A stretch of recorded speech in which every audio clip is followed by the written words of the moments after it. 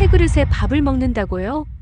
한국의 한 식당에서 외국인이 놀라 소리를 지르고 있습니다. 미국의 유명 셰프가 한국에 방문해 깜짝 놀랐다고 합니다. 그건 바로 뜨거운 새 그릇에 밥을 주는 식당들 때문이었는데요. 과연 이 식당에서는 무슨 일이 있었는지 오늘의 사연 시작합니다. 안녕하세요.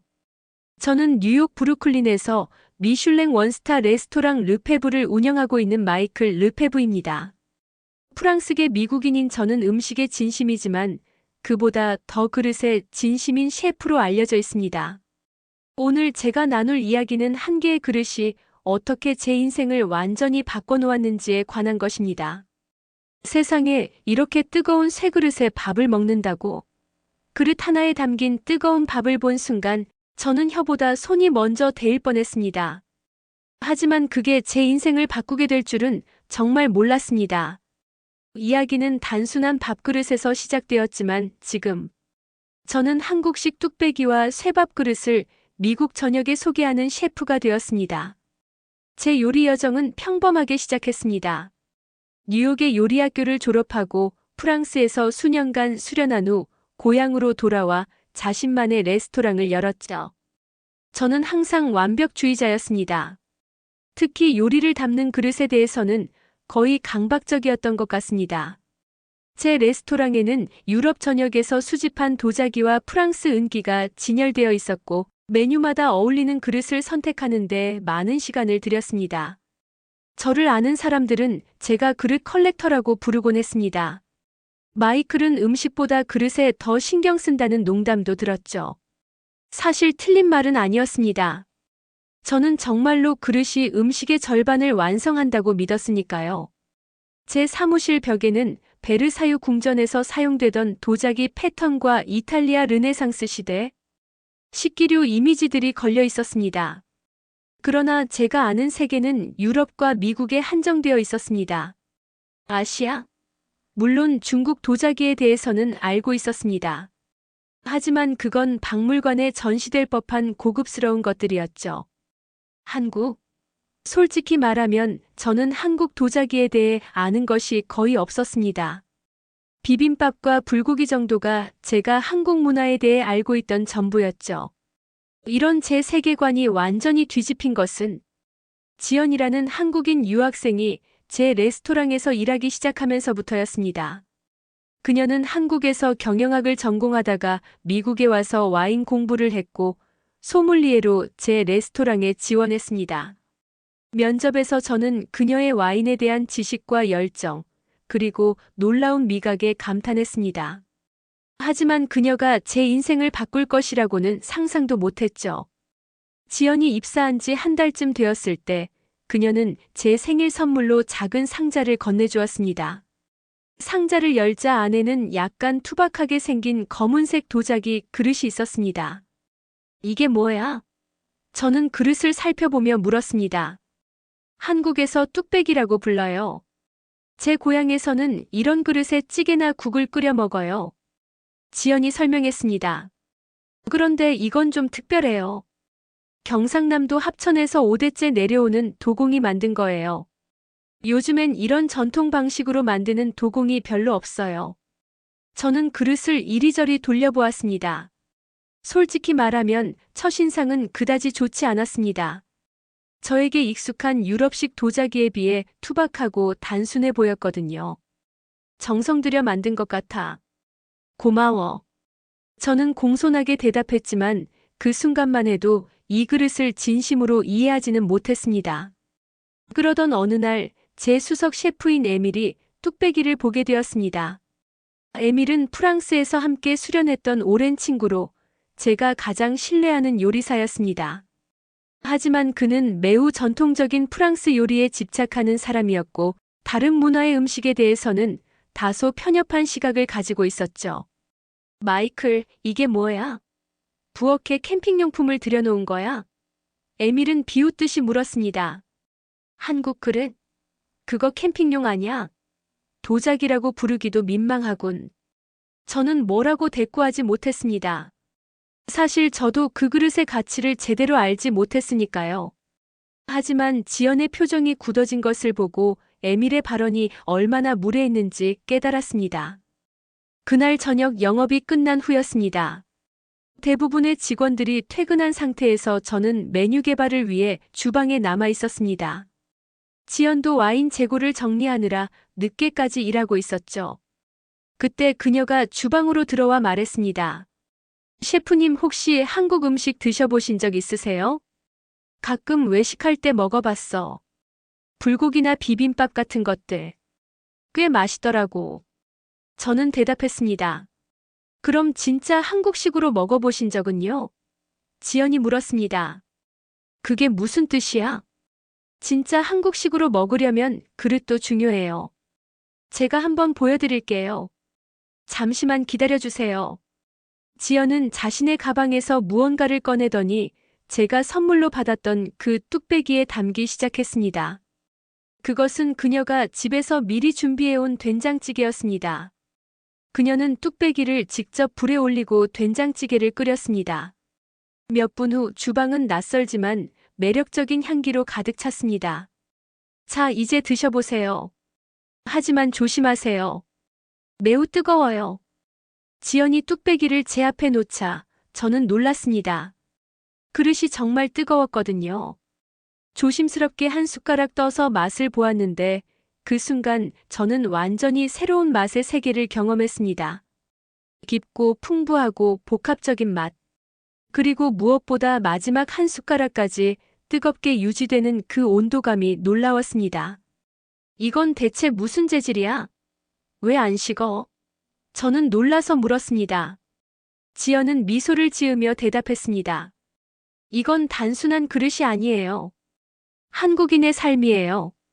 저희는 음식이 식으면 그 맛이 반감된다고 생각해요. 그래서 끝까지 뜨겁게 유지해주는 그릇이 필요했던 거죠. 그 말을 들으며 저는 그릇에 대한 제 생각이 너무 좁았다는 것을 깨달았습니다. 그릇은 단순히 음식을 담는 용기가 아니라 그 문화의 철학과 지혜가 담긴 결과물이었던 거죠. 그날 밤 이후 저는 한국 그릇에 대해 점점 더 관심을 갖게 되었습니다. 인터넷에서 뚝배기에 대한 정보를 찾아보고 뉴욕의 한인 마켓을 방문하기도 했습니다. 그러던 중 또 다른 한국 그릇을 발견했습니다. 바로 쇠밥 그릇이었습니다. 쇠밥 그릇은 스테인리스 스틸로 만든 작은 밥그릇으로 한국 식당에서 흔히 볼 수 있는 것이었습니다.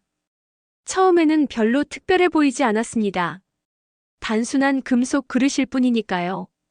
하지만 지연에게 물어보니 이 그릇에도 깊은 역사가 있었습니다. 한국 전쟁 이후 물자가 부족했을 때 스테인리스 그릇이 보급되기 시작했대요. 지연이 설명했습니다. 깨지지 않고 오래 쓸 수 있고 무엇보다 밥을 뜨겁게 유지해주니까요. 그 시절 사람들에게는 따뜻한 한 끼가 얼마나 소중했는지 모르실 거예요. 저는 쇠밥 그릇도 몇 개 구매했습니다. 그리고 그것들을 가지고 레스토랑에서 실험을 시작했습니다. 한국식 뚝배기에 제가 만든 프랑스식 스튜를 담아보기도 하고 쇠밥 그릇에 다양한 종류의 곡물을 담아보기도 했습니다. 놀랍게도 이 그릇들은 음식의 온도를 놀라울 정도로 오래 유지했고 그로 인해 음식의 맛도 더 풍부하게 느껴졌습니다. 하지만 에밀은 제 실험을 못마땅하게 여겼습니다. 그는 제가 주문한 한국 그릇들을 보며 코웃음을 쳤습니다. 마이클, 설마 그것들을 레스토랑에서 쓸 생각은 아니지. 뉴욕 손님들이 고급 도자기를 기대하는데 우리를 아시아 식당처럼 보이게 만들 셈이야? 그의 말은 분명 편견에 가득 찬 것이었지만 한편으로는 걱정되는 부분도 있었습니다.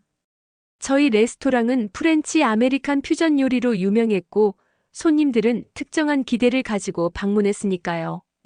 그런 손님들에게 갑자기 한국 그릇을 내놓는다면 어떤 반응이 나올지 예측하기 어려웠습니다.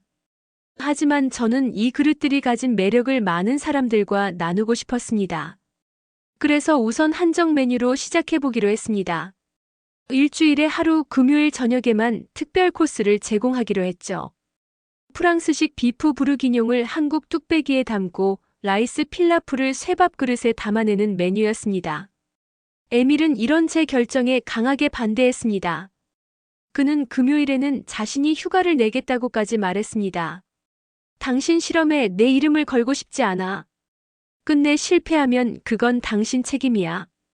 에밀의 말은 단호했습니다. 첫 번째 한정 메뉴의 날, 저는 긴장되었습니다. 에밀이 자리를 비운 상태에서 제가 직접 주방을 총괄해야 했습니다. 그리고 무엇보다 손님들의 반응이 어떨지 매우 궁금했습니다. 첫 테이블에 뚝배기 스튜가 나갔을 때 저는 서버를 통해 손님들의 반응을 세심하게 관찰했습니다. 처음에는 약간의 혼란스러운 표정이 보였지만 곧 흥미로운 반응들이 나오기 시작했습니다. 특히 한 중년 부부는 서버를 불러 질문을 했고 결국 저를 테이블로 불렀습니다. 셰프님, 이 그릇이 정말 특별한데요. 어디서 구하셨나요? 남자 손님이 물었습니다. 한국에서 수입한 뚝배기라는 그릇입니다. 전통 방식으로 만들어진 것이라 온도를 오래 유지해주죠. 저는 대답했습니다. 그러자 그의 아내가 갑자기 눈시울을 붉히며 말했습니다. 이 그릇이요. 어릴 적 우리 할머니 집에서 쓰던 것과 똑같아요. 할머니는 한국 계셨거든요. 항상 이런 그릇에 뭔가를 끓여주셨는데 그 맛이 생각나네요. 저는 그 말을 듣고 깊은 감동을 받았습니다. 그릇 하나가 이렇게 강력한 기억과 감정을 불러일으킬 수 있다니요. 그것은 단순한 식기가 아니라 문화와 역사, 그리고 개인적인 추억이 담긴 매개체였습니다. 그날 저녁 예상외로 모든 테이블에서 긍정적인 반응이 나왔습니다.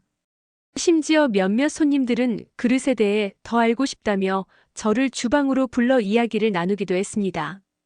그 중에는 한국계 미국인들도 있었는데 그들은 특히 쇠밥 그릇의 깊은 향수를 느끼는 것 같았습니다.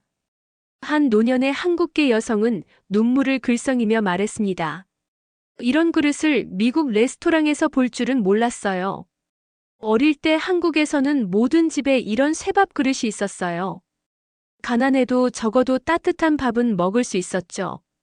그녀의 말을 들으며 저는 깨달았습니다. 이 그릇들은 단순한 용기가 아니라 한민족의 역사와 정서가 담긴 문화적 상징이었던 것입니다. 그리고 그것을 통해 음식을 나누는 것은 단순히 맛의 경험을 넘어 깊은 문화적, 감정적 교류가 될 수 있다는 것을요. 첫날의 성공에 고무되어 저는 한국 그릇을 사용한 메뉴를 두 번째 주에도 제공하기로 했습니다.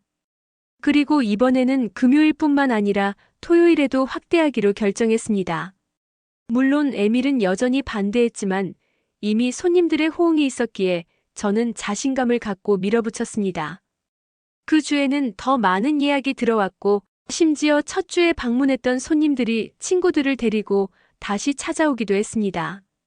특히 쇠밥 그릇에 담긴 밥에 대한 반응이 뜨거웠습니다. 여러 손님들이 그 뜨거운 밥을 먹으며 왜 이렇게 정겹게 느껴지는지 모르겠다고 했습니다. 세 번째 주에 이르자 에밀도 마지못해 금요일 저녁 서비스에 참여하게 되었습니다. 그는 여전히 의구심을 품고 있었지만 이 한정 메뉴가 가져오는 인기를 무시할 수 없었던 것 같습니다. 그날 저녁 그는 처음으로 직접 뚝배기 스튜를 만들고 서빙하는 과정을 경험했습니다. 서비스가 끝난 후 에밀은 평소보다 조용했습니다. 그러다가 갑자기 저에게 물었습니다. 그릇이 정말 그렇게 차이를 만드는 것 같아? 당연하지. 저는 확신에 찬 목소리로 대답했습니다.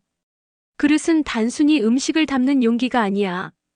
그것은 음식을 경험하는 방식을 완전히 바꿔놓지. 특히 이 한국 그릇들은 음식의 온도를 유지함으로써 맛의 지속성을 보장해주거든. 그리고 무엇보다 그것은 음식을 통한 문화적 경험을 제공해. 에밀은 고개를 끄덕였지만 여전히 완전히 설득된 것 같지는 않았습니다. 그래도 그가 이런 대화를 시작했다는 것 자체가 진전이었습니다. 그런데 우리는 정말 한국 음식에 대해 아는 게 별로 없어. 에밀이 말했습니다. 우리가 지금 하는 건 그저 한국 그릇에 서양 음식을 담는 것뿐이잖아. 그 말에 저는 잠시 생각에 잠겼습니다.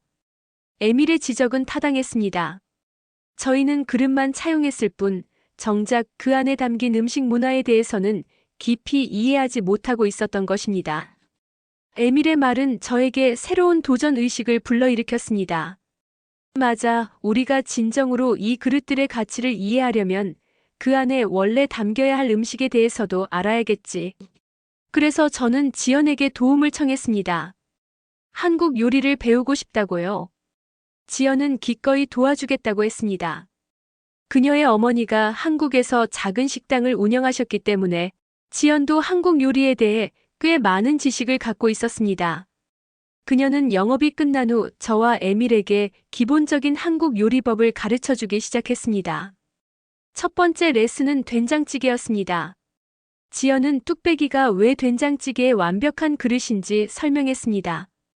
뚝배기는 열을 천천히 오래 간직하기 때문에 된장의 깊은 맛이 계속해서 우러나올 수 있다고요. 또한 그 두꺼운 벽면은 끓는 찌개가 너무 빨리 식지 않도록 해줍니다. 그녀는 또한 쇠밥 그릇의 역사에 대해서도 더 자세히 알려주었습니다. 쇠밥 그릇은 한국 전쟁 이후 물자가 부족한 시절에 보급된 것이라고 했습니다. 미군 부대에서 나온 스테인리스 스틸이 재활용되어 밥그릇으로 만들어졌다는 거죠. 이 그릇은 내구성이 좋고 위생적이었지만 무엇보다 중요한 것은 밥을 오래도록 뜨겁게 유지해준다는 점이었습니다. 지연의 말에 따르면 한국인들에게 뜨거운 밥은 단순한 음식 이상의 의미를 가진다고 합니다. 그것은 가족의 생존과 직결된 문제였고, 따라서 밥이 식기 전에 맛있게 먹는 것은 매우 중요했다고 하네요. 쇠밥 그릇은 가난한 시절에도 적어도 밥만큼은 제대로 먹을 수 있게 해주는 소중한 도구였던 것입니다. 이런 이야기들을 들으며 저와 에밀은 점점 더 한국 음식 문화에 매료되어 갔습니다. 우리는 지연의 가르침을 바탕으로 레스토랑의 메뉴에 한국적 요소를 더해보기로 했습니다. 물론 완전한 한국 음식을 만들 자신은 없었지만 적어도 그 정신과 기법을 존중하는 요리를 만들고 싶었습니다. 그렇게 해서 탄생한 것이 한식 영감 메뉴였습니다. 된장을 활용한 소스로 프랑스식 생선 요리를 완성하고 고추장에 꿀 글레이즈를 입힌 오리 가슴살을 만들었습니다. 그리고 물론 이 모든 요리는 적절한 한국 그릇에 담아 서빙했습니다. 놀랍게도 이 메뉴들은 대단한 인기를 끌었습니다.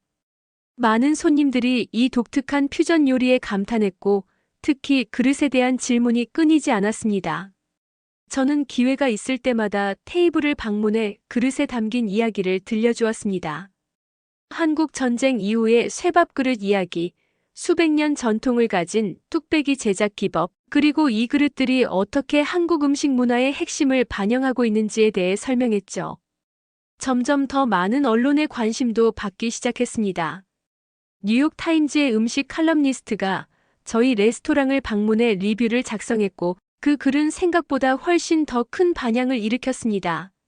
르페브의 혁신적인 접근 한국의 전통 그릇으로 재탄생한 프렌치 퓨전이라는 제목의 기사였습니다. 이런 한국 그릇을 뉴욕에서 만나다니 놀랍다. 특히 쇠밥 그릇에 담긴 흑미 리조또는 잊지 못할 경험이었다. 뚝배기의 열은 음식이 아닌 사람의 마음을 데운다. 기사의 한 구절이 특히 인상적이었습니다. 이 리뷰가 나간 후 예약은 폭발적으로 증가했습니다. 이제는 매일 저녁 만석을 기록했고 심지어 몇 주 전에 예약해야 할 정도였습니다. 하지만 더 놀라운 것은 손님들의 구성이 다양해졌다는 점이었습니다.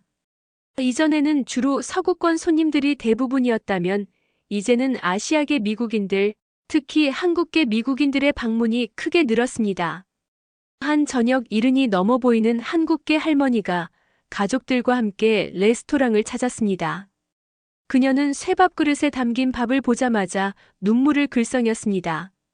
그녀의 손자가 설명하기를 할머니는 한국 전쟁 직후 어린 시절을 보냈고 그때 바로 이런 쇠밥 그릇으로 밥을 먹었다고 했습니다. 그 시절은 매우 힘들었지만 가족이 함께 이 그릇에 담긴 뜨거운 밥을 나눠 먹던 순간만큼은 행복했다고 합니다. 그 할머니는 식사를 마치고 주방으로 저를 찾아왔습니다. 그녀는 영어를 잘하지 못했지만 손자의 통역을 통해 이렇게 말했습니다. 셰프님, 이 그릇들이 한국 사람들에게 얼마나 의미가 있는지 알아주셔서 감사합니다. 이 그릇들은 우리의 고난과 생존, 그리고 가족의 사랑이 담긴 것이에요. 그 말을 들으며 저는 제가 그저 표면적인 매력만 보고 시작한 이 그릇. 여정이 얼마나 깊은 의미를 갖게 되었는지 실감했습니다. 이것은 단순한 트렌드나 마케팅 전략이 아니라 진정한 문화적 교류와 이해의 과정이었던 것입니다. 하지만 모든 사람이 이런 변화를 환영한 것은 아니었습니다. 에밀은 여전히 불편해 보였습니다. 그는 점점 더 많은 한국적 요소가 메뉴에 추가되는 것을 못마땅하게 여겼고, 특히 자신이 오랫동안 개발해온 전통 프랑스 요리들이 메뉴에서 밀려나는 것에 불만을 표했습니다. 마이클, 우리는 프렌치 레스토랑이야. 에밀이 어느 날 저에게 말했습니다. 이런 식으로 계속 가다간 우리의 정체성을 완전히 잃게 될 거야. 손님들은 우리에게 정통 프랑스 요리를 기대하고 오는 거라고. 저는 에밀의 걱정을 이해했습니다. 그는 전통을 중시하는 셰프였고 자신이 평생 연마해온 기술과 지식이 점점 가치를 잃어가는 것처럼 느꼈을 것입니다. 하지만 저는 이렇게 대답했습니다. 에밀, 요리는 언제나 진화해왔어. 프랑스 요리도 마찬가지야. 우리가 하는 건 전통을 버리는 게 아니라 그것을 새로운 맥락에서 재해석하는 거야. 그리고 지금 우리 손님들의 반응을 봐. 그들은 이 변화를 사랑하고 있어. 에밀은 여전히 설득되지 않았지만 일단은 더 이상 반대하지 않기로 한 것 같았습니다. 하지만 그의 눈빛에서 저는 이것이 일시적인 휴전에 불과하다는 것을 느낄 수 있었습니다. 그리고 그 예감은 곧 현실이 되었습니다. 에밀은 자신만의 새 메뉴를 개발하기 시작했습니다. 완전히 정통 프랑스식으로, 물론 전통 유럽 도자기에 담아내는 요리들이었습니다. 그는 이 메뉴들을 특별 코스로 제안했고, 저는 그의 창의성을 존중하여 허락했습니다. 하지만 결과는 에밀에게 큰 충격이었습니다. 그의 정통 프랑스 코스는 예약이 거의 없었고, 반면 한국 그릇을 활용한 퓨전 코스는 여전히 만석이었습니다. 에밀은 자존심에 큰 상처를 입었고, 점점 더 주방에서 고립되기 시작했습니다. 사태가 극으로 치달은 것은 미슐랭 심사위원이 방문한 날이었습니다. 그들은 익명으로 방문하지만 레스토랑 업계에서는 그들을 알아보는 방법이 있습니다. 그날 저희는 최선을 다해 서비스를 제공했고, 에밀과 저는 각자의 시그니처 코스를 준비했습니다. 그리고 심사위원은 한국 그릇에 담긴 퓨전 코스를 선택했습니다. 식사가 끝난 후 그는 주방을 방문해 저에게 직접 인사를 건넸습니다. 셰프 르페부, 오늘 식사는 정말 특별했습니다. 특히 이 그릇과 요리의 조합이 완벽했습니다.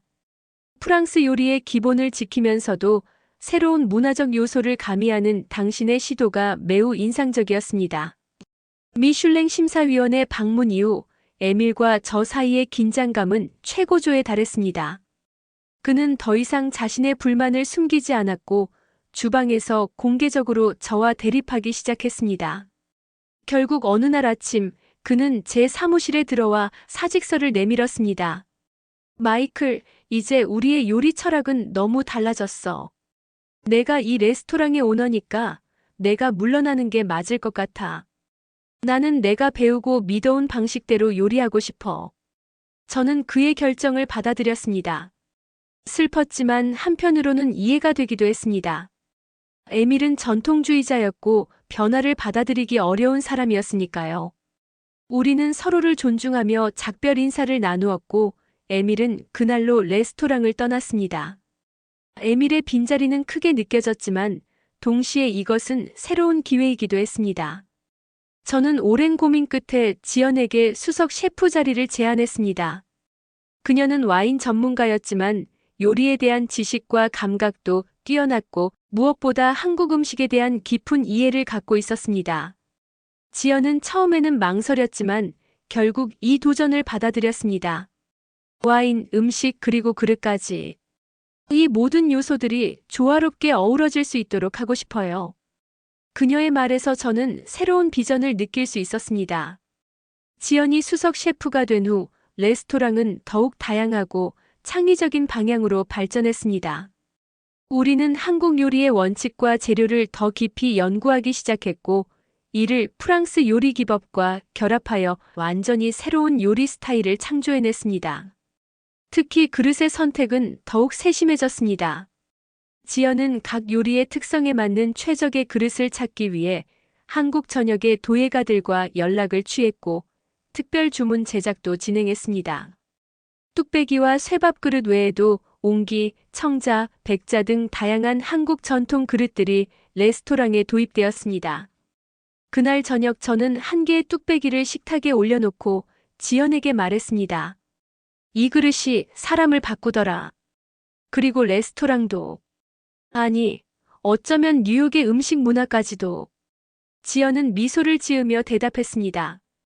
셰프님께서 이 그릇의 가치를 알아봐 주셔서 감사해요. 한국 사람으로서 우리 문화의 일부가 이렇게 존중받고 새롭게 해석되는 것을 보는 건 정말 감동적인 일이에요. 그리고 우리는 함께 한 잔의 막걸리를 마셨습니다. 한국의 전통 쌀 술인 막걸리는 예상외로 우리 레스토랑의 요리와 잘 어울렸고 지연은 이를 활용한 새로운 음료 페어링 메뉴를 구상하기 시작했습니다. 레스토랑의 변화는 계속되었고 그 소문은 빠르게 퍼져나갔습니다. 푸드 네트워크에서 다큐멘터리 촬영을 제안해왔고 여러 요리 잡지에서 인터뷰 요청이 쏟아졌습니다. 저는 이 모든 관심을 한국 그릇과 음식 문화를 알릴 수 있는 기회로 삼았습니다. 한 인터뷰에서 기자가 물었습니다. 셰프님, 왜 하필 한국 그릇에 매료되셨나요? 다른 아시아 국가들의 도자기도 훌륭한데요. 저는 잠시 생각한 후 대답했습니다. 한국 그릇에는 실용성과 미학이 완벽하게 균형을 이루고 있습니다. 특히 뚝배기나 쇠밥 그릇 같은 경우 그것은 단순히 아름다움을 위한 것이 아니라 음식의 맛과 온도를 최적화하기 위해 설계되었어요.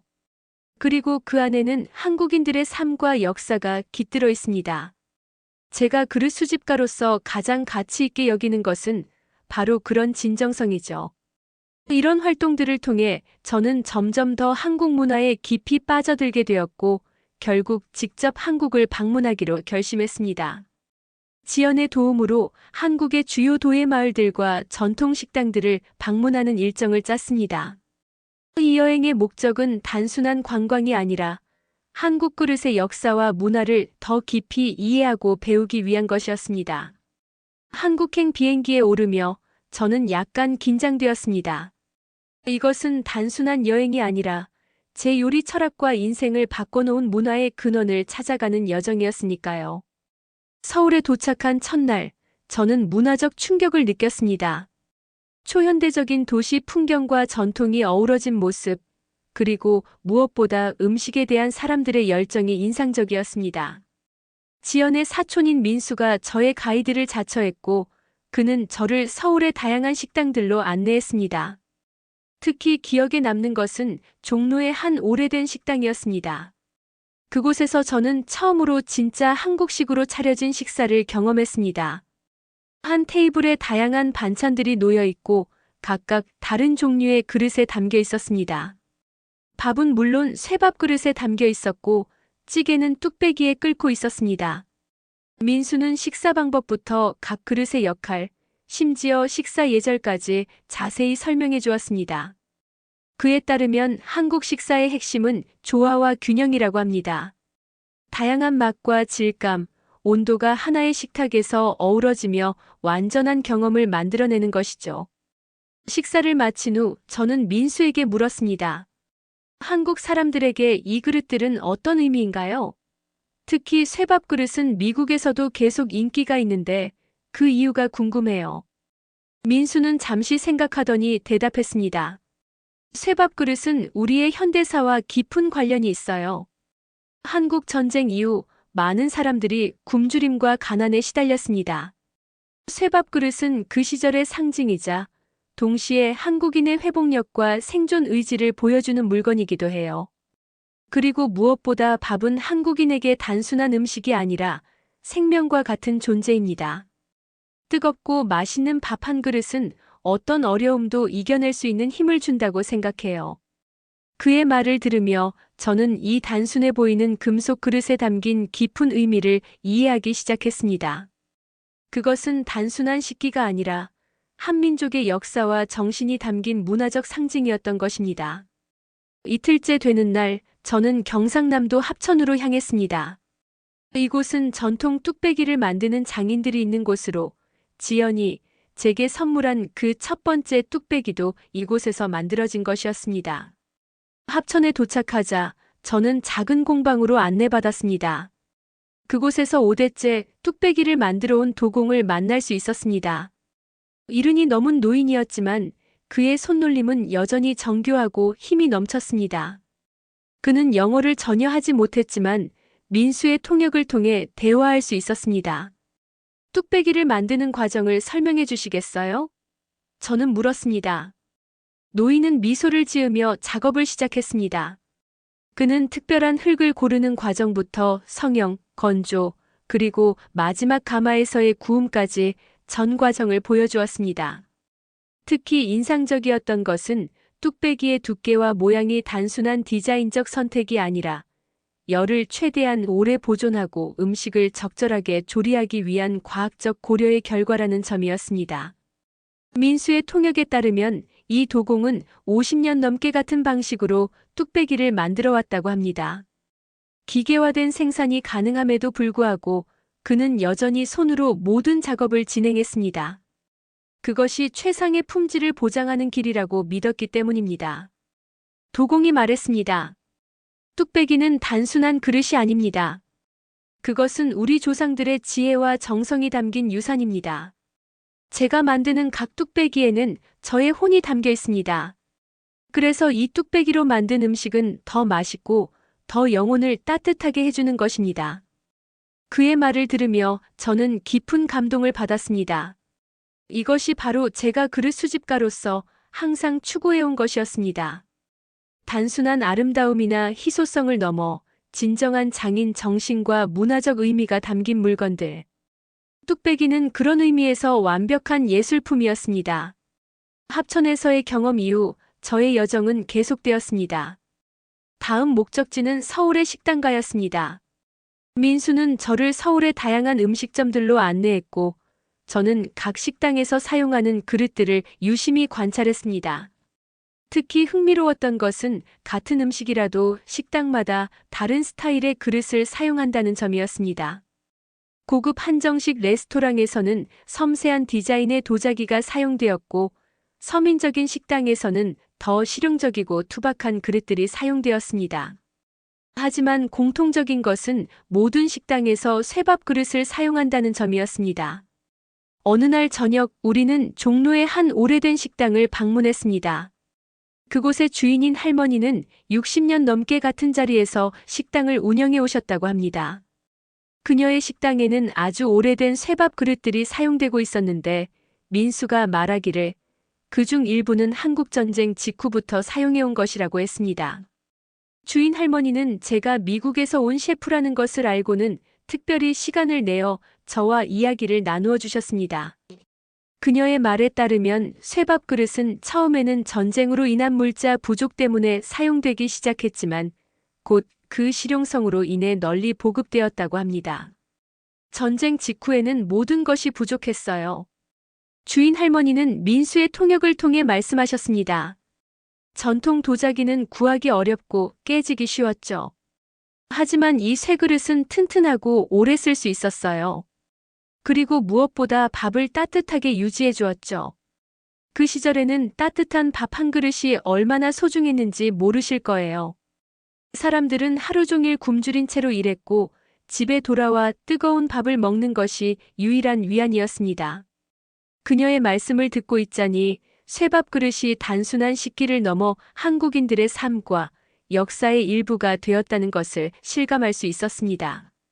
그것은 생존과 희망, 가족의 유대를 상징하는 물건이었던 것입니다. 저는 할머니에게 물었습니다. 요즘 젊은이들도 여전히 이런 쇠밥 그릇을 사용하나요? 할머니는 잠시 생각하더니 대답하셨습니다. 물론이죠. 많은 젊은이들이 더 현대적인 그릇들을 선호하기도 하지만 대부분의 한국 가정에서는 여전히 쇠밥 그릇을 사용합니다. 그건 우리 문화의 일부가 되었으니까요. 그리고 뭐니 해도 쇠밥 그릇에 담긴 밥이 제일 맛있잖아요. 우리의 대화는 식당이 문을 닫을 때까지 계속되었고 주인 할머니는 마지막에 저에게 선물을 주셨습니다. 그것은 그녀가 50년 넘게 사용해온 쇠밥 그릇이었습니다. 손잡이 부분이 약간 닳아 있었지만 그것이 오히려 그릇의 역사와 이야기를 부여하는 것 같았습니다. 미국에 돌아가셔서 이 그릇으로 맛있는 밥을 지으세요. 그러면 저를 기억하실 거예요. 할머니는 웃으며 말씀하셨습니다. 그 선물은 저에게 무척 소중했습니다. 그것은 단순한 그릇이 아니라 한 문화의 역사와 정신이 담긴 유산이었으니까요. 다음 날 저는 서울 외곽의 한 작은 철공소를 방문했습니다.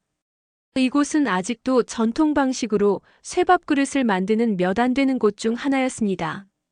대부분의 쇠밥 그릇이 이제는 공장에서 대량 생산되지만 이 철공소는 여전히 수작업으로 그릇을 만들고 있었습니다. 철공소의 주인인 김 씨는 40대 중반의 남성으로 그의 아버지와 할아버지도 이 일을 했다고 합니다. 그는 저에게 쇠밥 그릇을 만드는 전 과정을 보여주었습니다.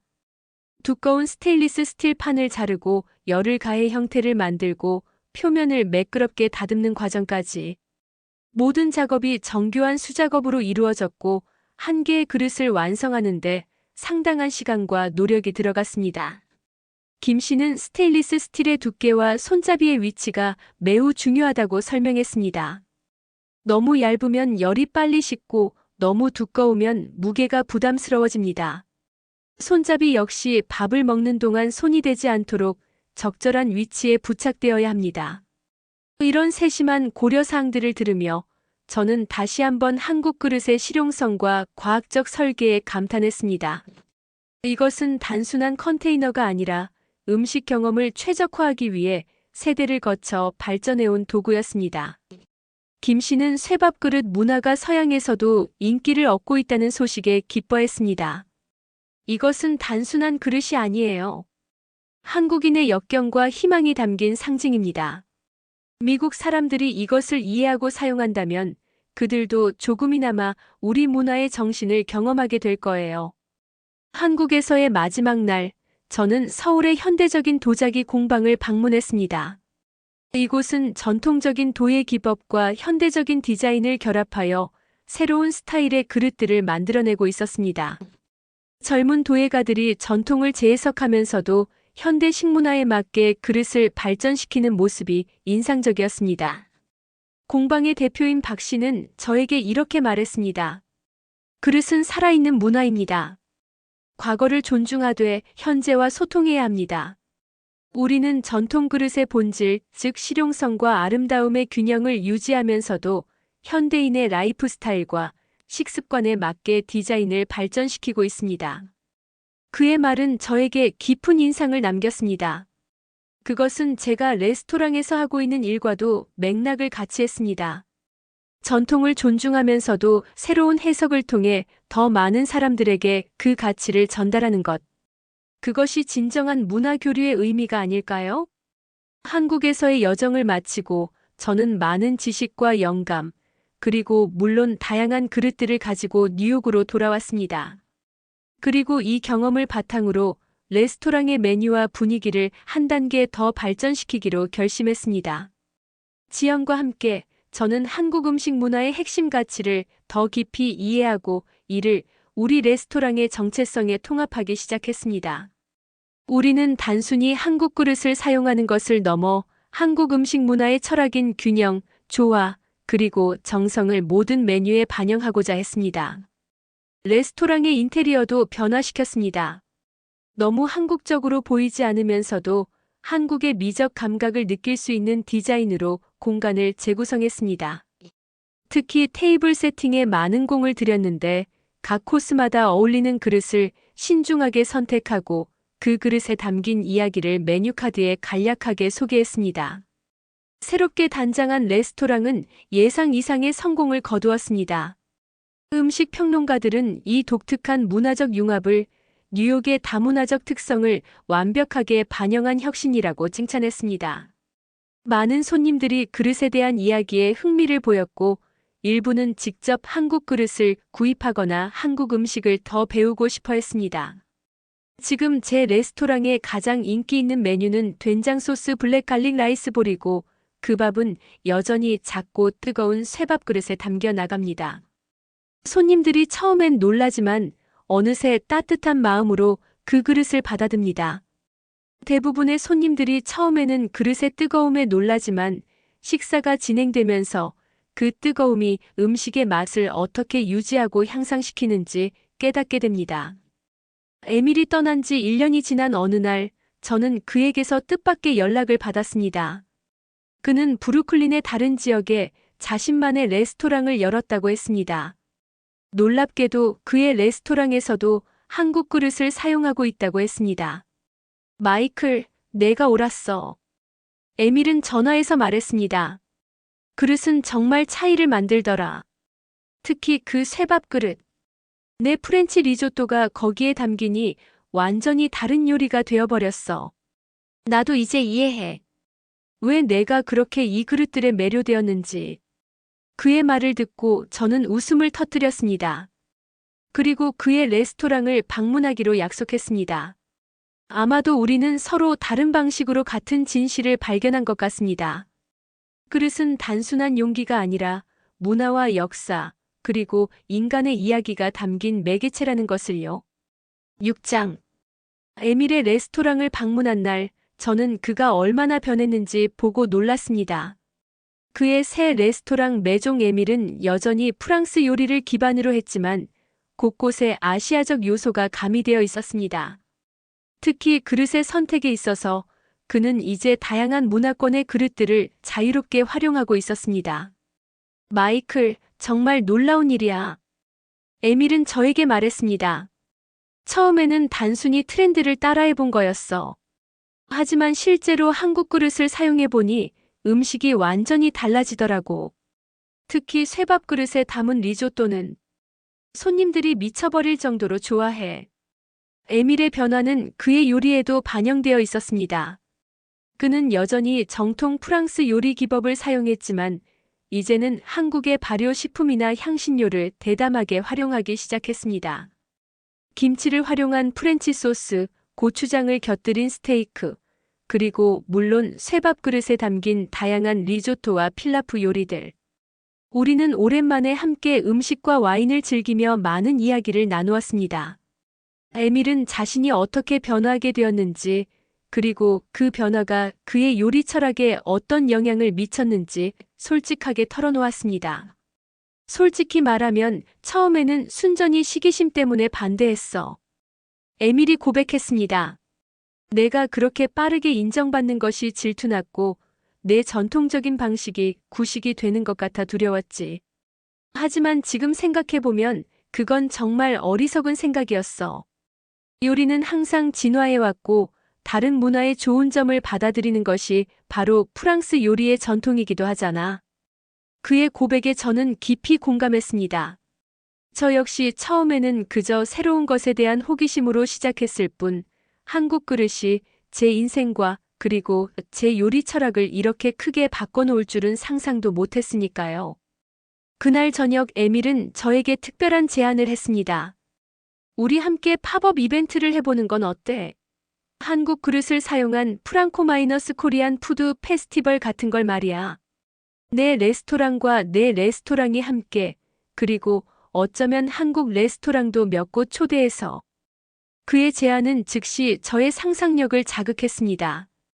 저는 이미 머릿속으로 가능한 메뉴와 그릇의 조합, 공간 구성 등을 그려보기 시작했습니다. 그리고 무엇보다 이것이 더 많은 사람들에게 한국 그릇의 아름다움과 기능성을 알릴 수 있는 좋은 기회가 될 것이라 생각했습니다. 그렇게 해서 동서양의 맛그릇에 담긴 이야기라는 팝업 이벤트가 탄생했습니다.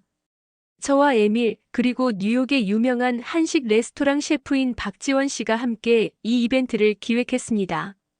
우리는 브루클린의 넓은 창고 공간을 빌려 다양한 스타일의 음식 스테이션을 설치했고 각 스테이션마다 다른 한국 그릇을 사용했습니다. 이벤트의 하이라이트는 그릇의 역사 전시관이었습니다.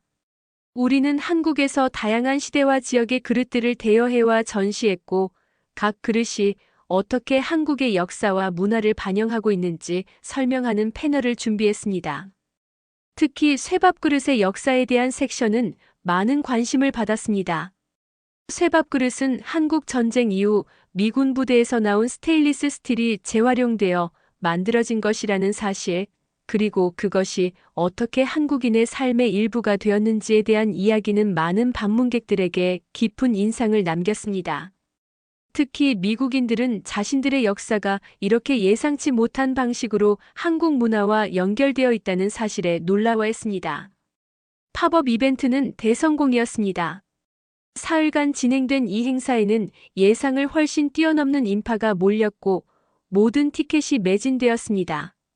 많은 방문객들이 한국 그릇의 아름다움과 기능성에 매료되었고 일부는 직접 그릇을 구매하거나 더 많은 정보를 요청했습니다.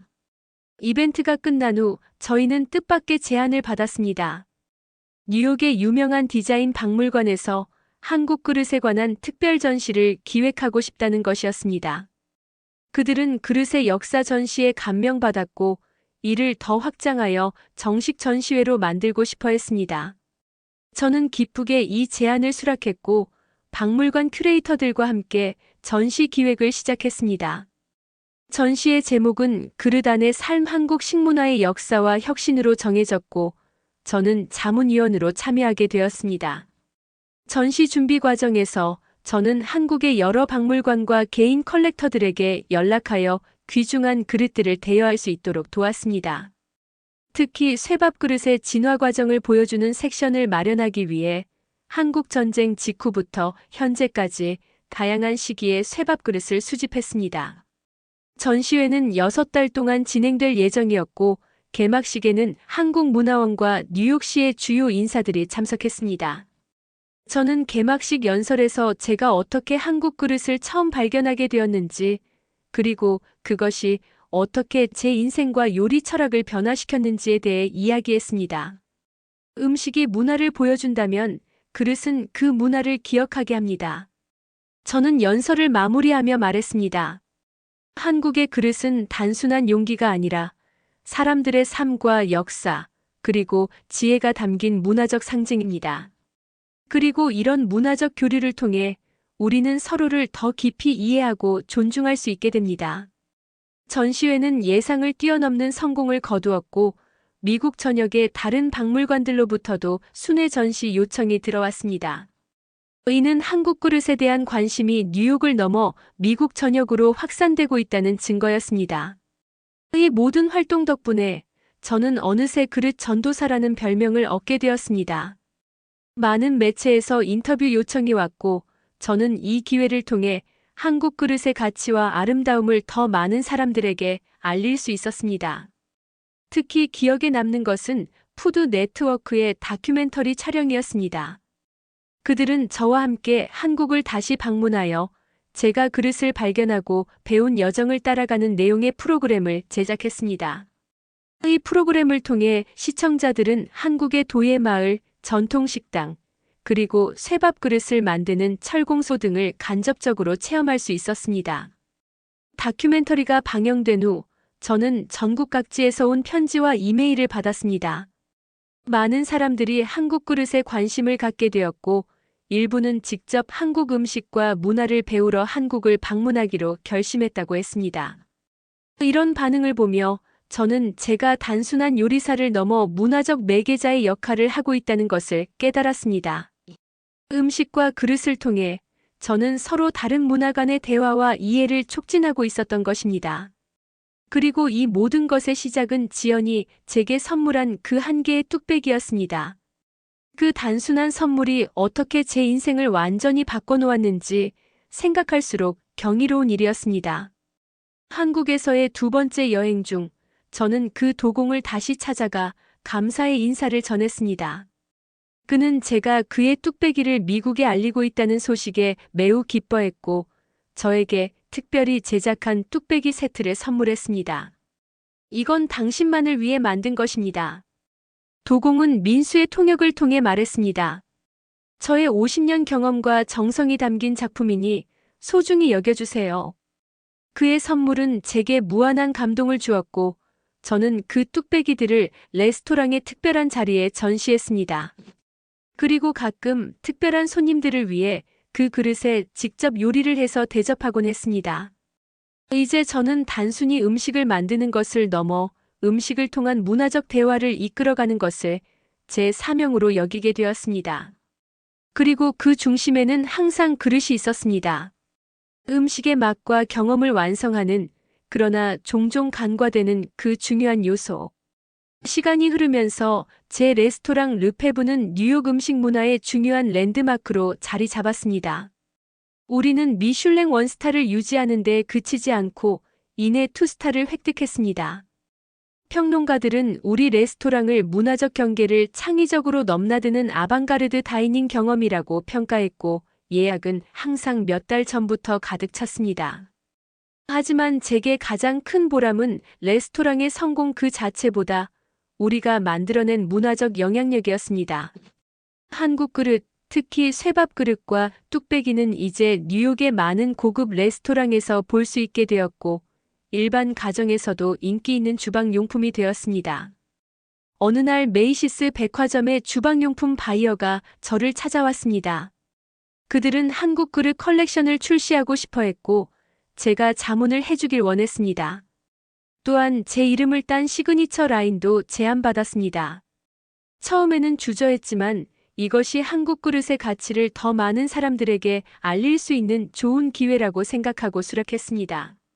셰프 마이클 르페브의 한국 그릇 컬렉션은 뚝배기, 쇠밥 그릇, 그리고 다양한 한국 전통 식기들로 구성되었습니다. 각 제품에는 그릇의 역사와 적절한 사용법, 그리고 간단한 레시피가 포함된 소책자가 함께 제공되었습니다. 이 컬렉션은 출시 즉시 대성공을 거두었고, 온라인과 오프라인 매장 모두에서 품절 사태가 벌어졌습니다. 이 성공은 한국의 도예가들과 장인들에게도 긍정적인 영향을 미쳤습니다. 미국을 비롯한 해외 시장에서의 수요가 증가하면서 그들의 작품은 더 높은 가치를 인정받게 되었고, 젊은 세대들도 이 전통 기술을 배우려는 관심이 높아졌습니다. 어느 날 제가 합천에서 만났던 그 도공으로부터 감동적인 편지를 받았습니다. 그는 제 활동 덕분에 많은 외국인들이 그의 공방을 찾아오기 시작했고, 그동안 자신의 기술을 배우려는 젊은이가 거의 없어 걱정했는데, 최근에는 3명의 젊은 도제가 그의 가르침을 받기 시작했다고 했습니다. 덕분에 이제 그의 가업이 끊기지 않고 다음 세대로 이어질 수 있게 되었다는 것이었습니다. 그의 편지를 읽으며 저는 깊은 감동을 느꼈습니다. 제가 시작한 작은 변화가 이렇게 먼 곳까지 파급 효과를 미치리라고는 상상도 못했으니까요. 그것은 제게 큰 책임감을 느끼게 했고, 동시에 더 많은 일을 해야겠다는 동기를 부여했습니다. 그러던 중 뜻밖의 제안을 받았습니다.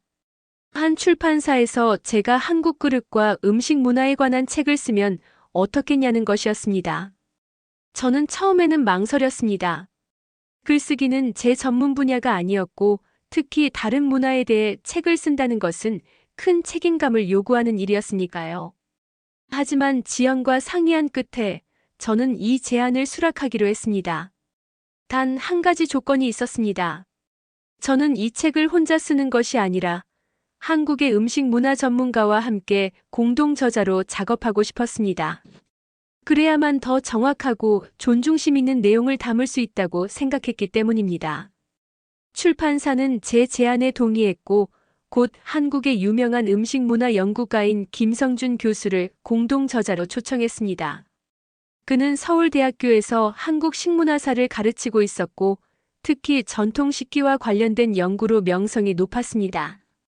우리는 이메일과 화상통화로 초기 기획을 했고, 곧 저는 3번째로 한국을 방문하게 되었습니다. 이번에는 좀 더 긴 여정이었고, 김 교수와 함께 한국 전역의 도예마을과 전통 음식점, 박물관 등을 두루 방문했습니다. 특히 인상적이었던 것은 전남 강진의 청자 도요지였습니다.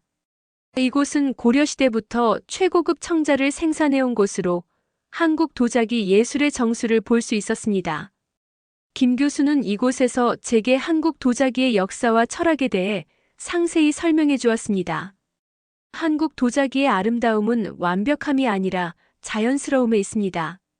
김 교수가 말했습니다. 서양 도자기가 대칭과 정확성을 추구한다면 한국 도자기는 자연의 흐름과 불완전함 속에서 조화를 찾습니다. 그것은 우리 민족의 자연광과 미학을 반영하는 것이지요. 그의 말에 깊이 공감했습니다. 저 역시 처음에는 한국 그릇의 투박함과 비대칭성에 의아했지만 점차 그 속에 담긴 자연스러움과 조화의 미학을 이해하게 되었으니까요. 한국에서의 연구 여행은 한 달 동안 계속되었고 그동안 저는 풍부한 자료와 경험 그리고 이야기들을 수집할 수 있었습니다. 김 교수 역시 저의 서양인 관점이 제공하는 새로운 시각에 흥미를 느꼈고 우리의 협업은 매우 생산적이고 즐거웠습니다. 뉴욕으로 돌아온 후 저는 본격적으로 책 집필에 착수했습니다. 제목은 그릇의 언어 한국 음식 문화의 철학과 실천으로 정했고 내용은 한국 그릇의 역사와 문화적 맥락, 실용적 활용법, 그리고 제 개인적인 여정과 깨달음을 담았습니다. 특히 쇠밥 그릇에 대한 장은 책의 핵심 부분이 되었습니다. 저는 이 단순해 보이는 금속 그릇이 어떻게 한국 현대사의 중요한 증인이 되었는지, 그리고 그것이 어떻게 한국인의 정체성과 문화적 자부심의 상징으로 발전했는지를 자세히 설명했습니다. 책의 마지막 부분에는 제가 개발한 레시피들도 포함시켰습니다. 이것들은 단순히 요리법만 알려주는 것이 아니라 각 요리에 가장 적합한 그릇과 그 이유, 그리고 그릇이 음식 경험에 어떤 영향을 미치는지에 대한 설명도 함께 담았습니다. 책이 출판된 것은 그로부터 6개월 후였습니다.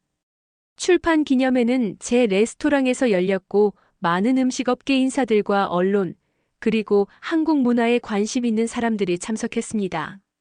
특별히 김성준 교수도 한국에서 날아와 이 자리에 함께 해주었습니다.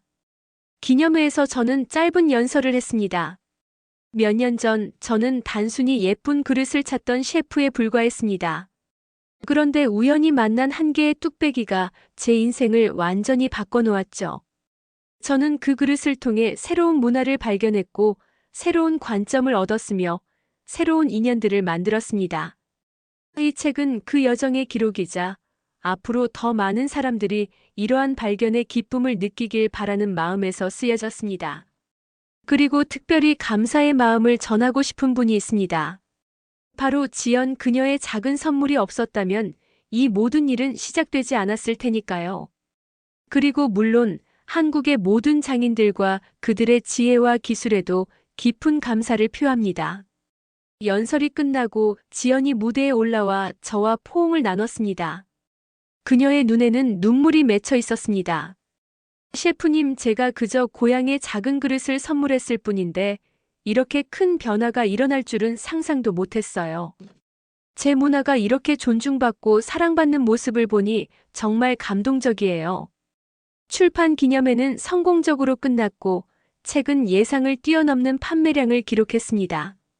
특히 요리사와 요식업 종사자들 사이에서 인기가 높았고 요리학교의 교재로 채택되기도 했습니다. 곧 한국어 번역본도 출간되어 한국에서도 많은 관심을 받았습니다. 책의 성공에 힘입어 저는 전국 각지에서 강연과 요리 시연회를 열게 되었습니다. 이 과정에서 저는 미국의 다양한 지역에서 한국 그릇에 대한 관심이 점점 높아지고 있다는 것을 실감할 수 있었습니다. 특히 인상적이었던 것은 미국 내 한인 커뮤니티의 반응이었습니다. 많은 한국계 미국인들, 특히 이민 2세대들이 저의 책과 강연을 통해 자신들의 문화적 뿌리에 관심을 갖게 되었다고 말했습니다. 그들 중 일부는 오랫동안 자신들의 부모님이 사용하던 쇠밥 그릇이나 뚝배기를 별 생각 없이 보았지만 이제는 그것의 문화적 가치와 의미를 이해하게 되었다고 했습니다. 로스앤젤레스의 한 강연에서 20살 남짓해 보이는 한 한국계 미국인 청년이 저에게 다가왔습니다. 그는 제 책을 가져와 사인을 부탁했고 이렇게 말했습니다. 르페부 셰프님, 당신의 책을 읽기 전까지 저는 우리 할머니가 항상 사용하시던 쇠밥 그릇이 그저 구시대적이고 촌스러운 것이라고 생각했어요. 하지만 이제는 그 안에 담긴 역사와 의미를 알게 되었고, 그것이 얼마나 특별한 것인지 이해하게 되었습니다. 덕분에 저는 제 뿌리에 대해 더 자랑스럽게 생각하게 되었어요. 그의 말에 저는 깊은 감동을 받았습니다. 제가 시작한 이 문화적 대화가 이렇게 예상치 못한 방식으로 사람들의 정체성과 자부심에 영향을 미치고 있다는 사실이 놀라웠습니다. 8장. 책의 성공과 강연 활동은 제게 더 큰 기회를 가져다 주었습니다. 한국 정부로부터 한국 문화 홍보대사로 임명되었고, 다양한 문화 행사와 프로그램에 참여하게 되었습니다. 특히 한국의 전통 식문화를 세계에 알리는 일에 적극적으로 참여했습니다. 그 중에서도 가장 의미 있었던 프로젝트는 한국의 젊은 도예가들과 미국의 신진 셰프들을 연결해주는 교류 프로그램이었습니다. 이 프로그램은 양국의 젊은 인재들이 서로의 문화와 기술을 배우고 함께 새로운 창작물을 만들어내는 것을 목표로 했습니다. 프로그램의 첫 번째 에디션은 뉴욕에서 열렸고 5명의 한국 도예가들과 5명의 미국 셰프들이 참가했습니다. 그들은 2주 동안 함께 작업하며 각자의 전문 분야를 공유하고 서로에게서 배웠습니다. 셰프들은 도예가들에게 자신들의 요리 철학과 기법을 가르쳤고, 도예가들은 셰프들에게 도자기 제작의 기본 기술을 알려주었습니다. 이 협업의 결과물은 특별한 갈라 디너 형태로 대중에게 공개되었습니다. 각 팀은 셰프가 만든 요리와 도예가가 그 요리를 위해 특별히 디자인한 그릇을 함께 선보였습니다. 이 행사는 큰 성공을 거두었고 많은 언론의 주목을 받았습니다. 특히 인상적이었던 것은 이 프로그램을 통해 맺어진 관계가 일회성에 그치지 않고 계속해서 발전해 나갔다는 점입니다. 몇몇 셰프들은 이후에도 한국 도예가들과 지속적으로 연락을 주고받으며 자신들의 레스토랑을 위한 특별한 그릇들을 주문하곤 했습니다.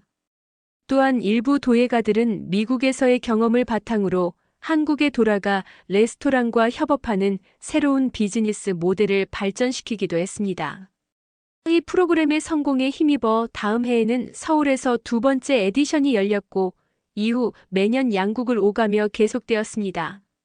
점차 참가자의 수도 늘어났고 프로그램의 범위도 확대되어 음식과 그릇 외에도 음료, 테이블 세팅, 공간 디자인 등 다양한 분야의 전문가들이 참여하게 되었습니다. 저 자신도 이 과정에서 많은 것을 배웠습니다. 특히 한국의 젊은 도예가들이 전통을 어떻게 현대적으로 재해석하고 있는지 보는 것은 매우 흥미로웠습니다.